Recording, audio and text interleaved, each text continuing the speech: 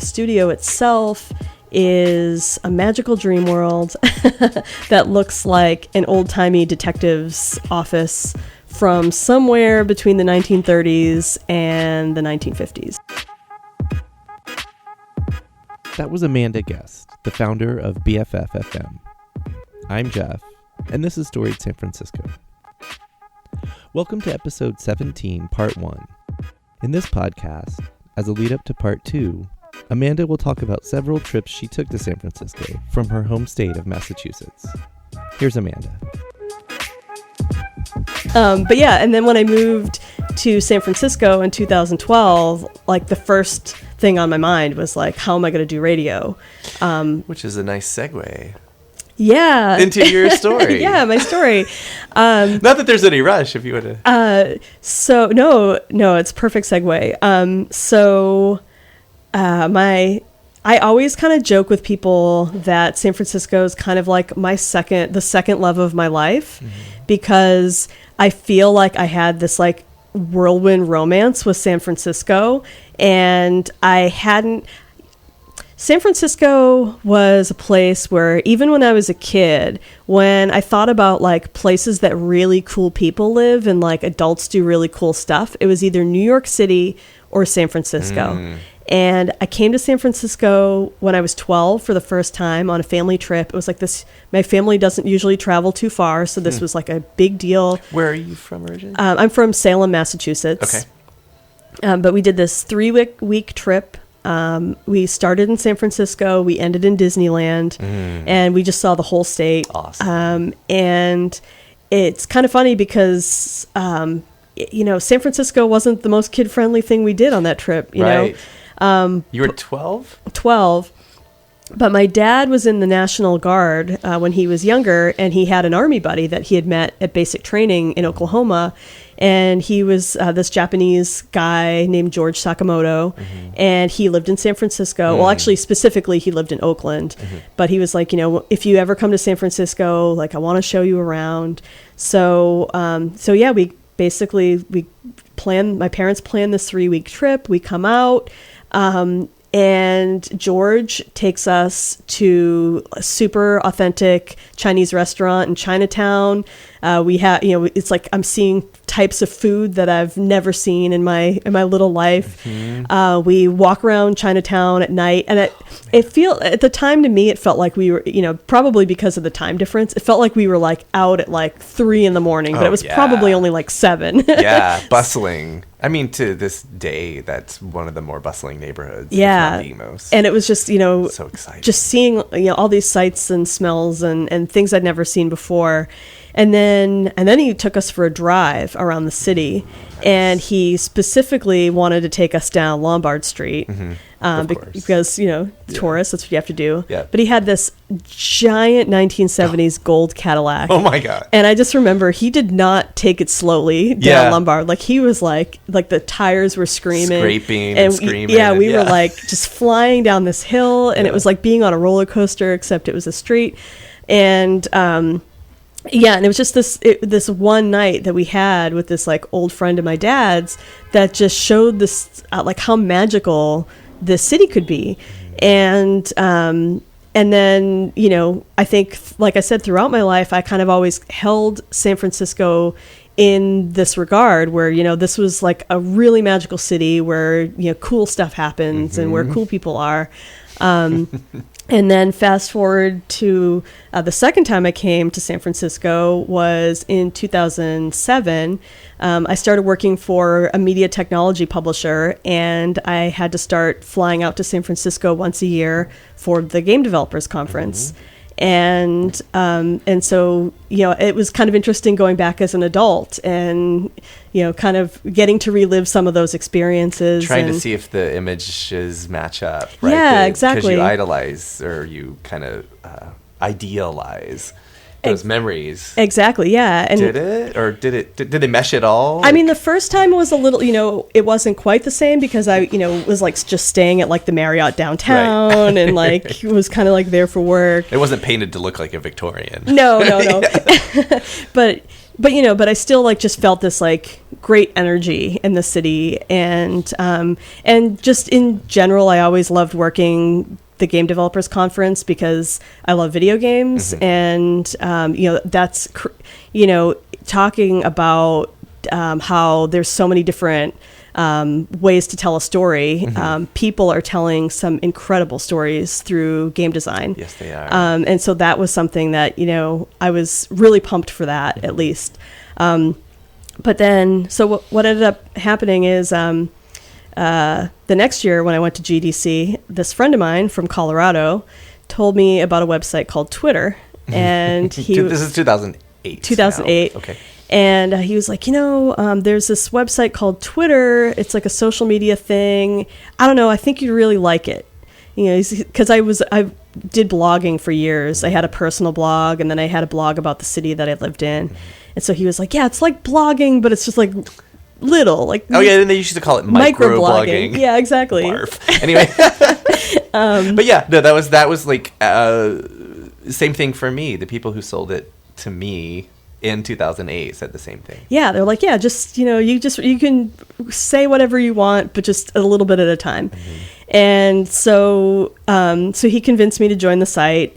And then how in the very early days, like when you sign up, it's like follow these like 10 people that they used to suggest people for to follow. Yes. And like one of them was Burrito Justice. Sure. And, it was like all just like pioneer people that you now like just see in the neighborhood. At the time, at the time they were like the influencers because it was only people in your neighborhood that were on Twitter.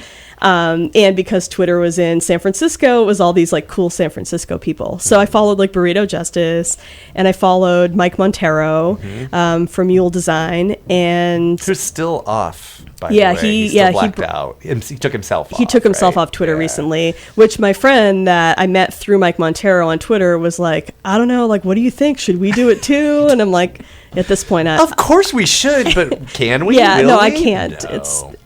It's way too addictive.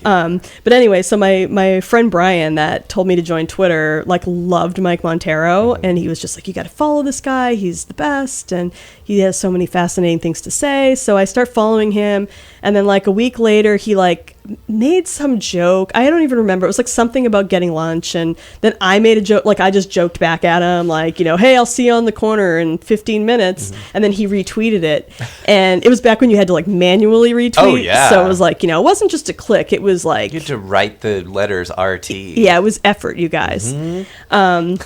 And my friend Brian was so jealous because he was like, I've been tweeting at this guy for months, and you just like, you're on here 1 week and you make some dumb joke and he's like all over it. Yeah, but Brian clearly didn't mention food or didn't do anything with food. Like, it's just food. That's the It's like you got to make a dorky lunch joke. Yeah. But anyway, because he retweeted me, then Alan Huff from Mission saw the retweet, looked at some of my other tweets, liked them, and started following me. And then it just turned out that a couple months later, I was in San Francisco at GDC. And so I was, tweeting a lot about being in San Francisco. And then shortly, like, I think it was like a couple days after I went home, Alan like slid into my DMs, which at the time wasn't really like, it wasn't as fraught as it is now. Right. But yeah, he DM'd me and he was like, we should get a beer. And I was just like, I don't live here. Right. It's like, I don't live in San Francisco. This is before bios?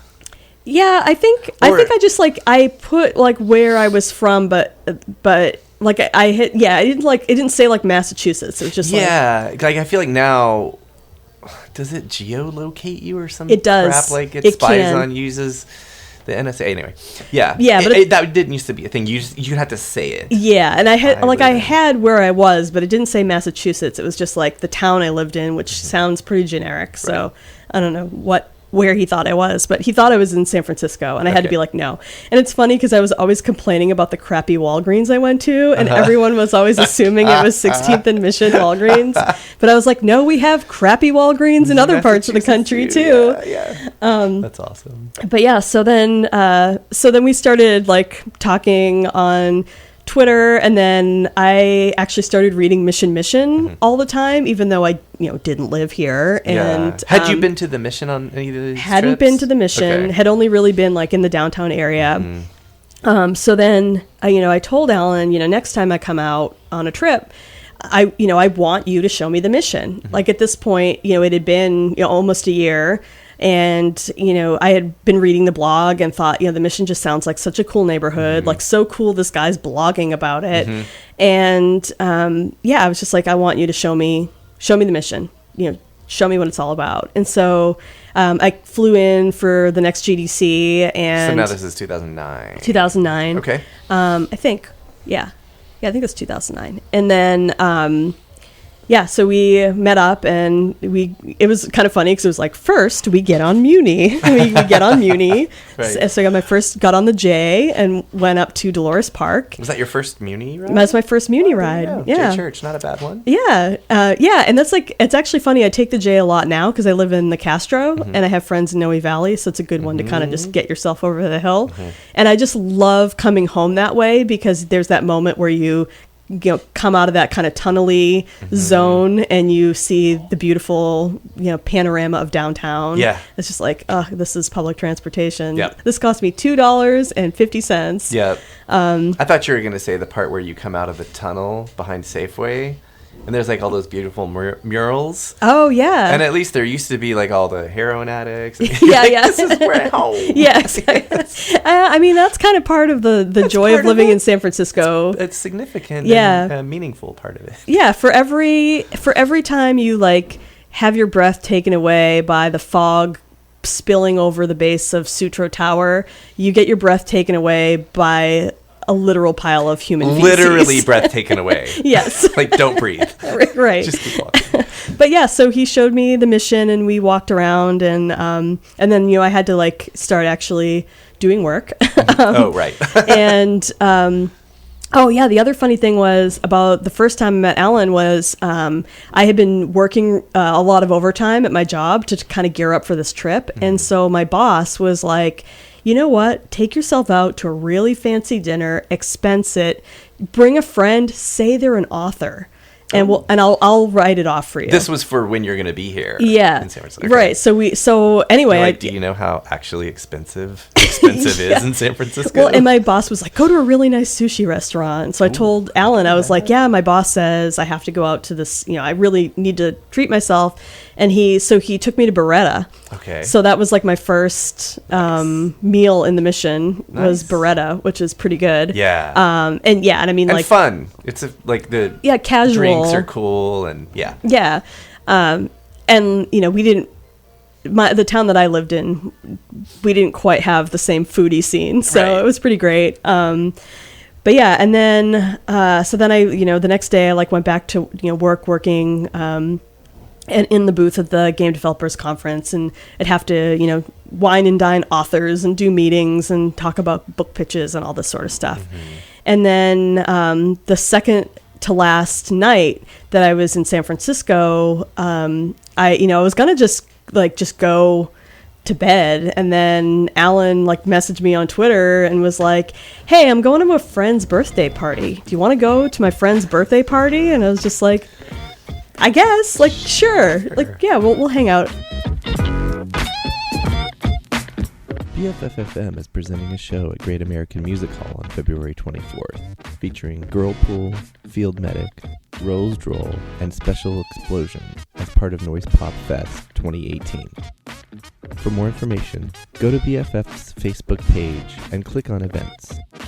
There are all kinds of ways to hear and keep up with Storied San Francisco. We're on Facebook, Twitter, and Instagram.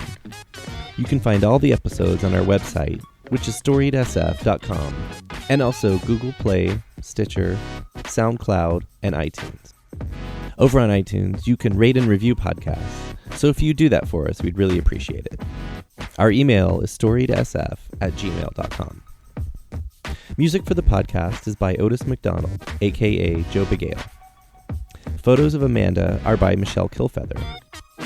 Thanks for listening, Check back Thursday when we'll hear about the night that made Amanda fall in love with San Francisco.